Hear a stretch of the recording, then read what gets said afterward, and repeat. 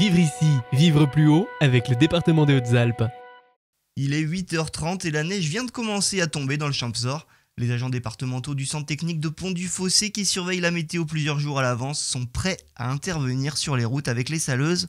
Le rôle de ces agents de terrain mobilisables pratiquement 24 heures sur 24 permettre aux usagers d'emprunter dans les meilleures conditions de sécurité les 2000 km de routes départementales. Des patrouilles sont organisées chaque matin à partir de 5 heures pour évaluer la situation en fonction de l'importance de chaque route et traiter les problèmes si besoin.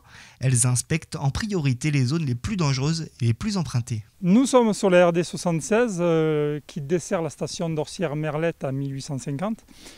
Ce matin, nous avons décidé d'envoyer une saleuse unité mixte racler la route et saler derrière pour rendre le réseau principal de bonne qualité. Elle a pour ordre de faire un aller-retour en partant de Pont-du-Fossé, centre technique qui s'occupe du réseau routier sur le canton de Merlette.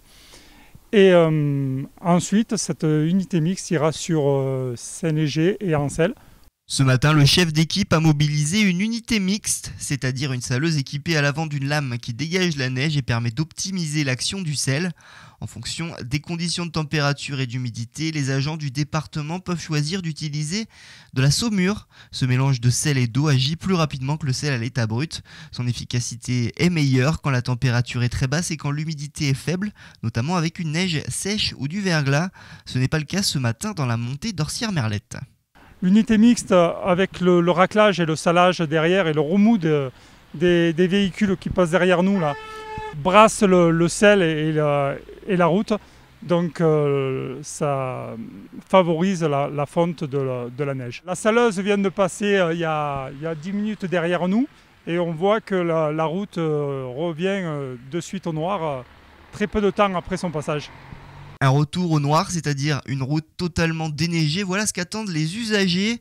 Pourtant, rouler sur des routes blanches ne pose pas de problème de sécurité si on dispose des équipements adaptés et si on adapte également sa conduite. Le réseau routier départemental est découpé en différentes catégories, avec un réseau structurant, donc les grands axes économiques, les routes d'intérêt touristique majeur, le périurbain, le désenclavement du milieu rural et le réseau secondaire.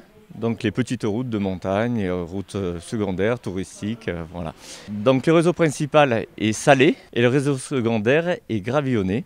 Donc, le but c'est un retour au noir plus rapide sur le réseau principal pour permettre des liaisons normales pour les livraisons, pour les transports scolaires, pour les touristes, les routes à grande circulation. Ce choix du sel ou des gravillons est motivé par plusieurs raisons.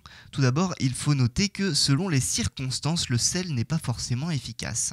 Contrairement aux idées reçues, le sel ce n'est pas forcément l'idéal. Ça ne répond pas à toutes les problématiques. L'utilisation du sel a ses limites avec la température. Au-delà de moins 7 degrés, donc le sel n'agit plus. Le sel a d'autres inconvénients. Il va refroidir les routes.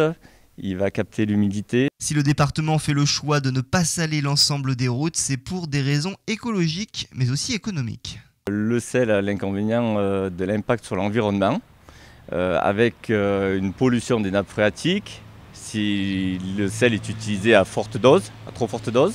Également sur les dégâts qu'il peut occasionner sur les infrastructures.